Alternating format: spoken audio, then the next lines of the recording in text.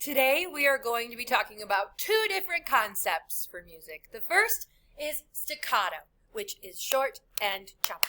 The second is legato, which is smooth and connected. Both of these are important in music. They are called articulations, which tells you how to play the note. Staccato is going to be short and choppy. It's going to be a very short sound that is not going to be very smooth. Legato, on the other hand, is very smooth and connected. Now, excuse me, when we think about my pets, let's just pick on them. When we think about my pets, Catfish is very good at being staccato. When he meows, it is not for very long. It is a very short and choppy meow.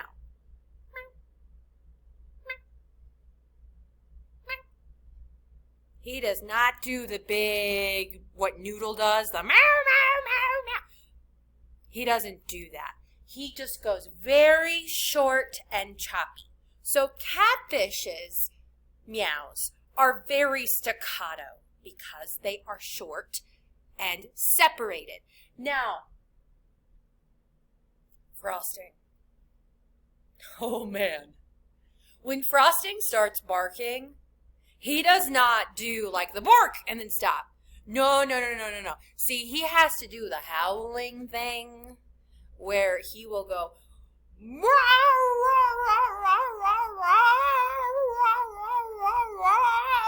and it's very smooth and connected. So Catfish would be staccato, short, choppy, staccato, separated. Whereas Frosting, oh man, his bark is just very legato, very smooth and connected. My neighbors really don't like it. Thankfully, he doesn't bark too much. But his bark, when he does bark, is pretty legato. Today, as you are thinking about staccato and legato, I want you to do your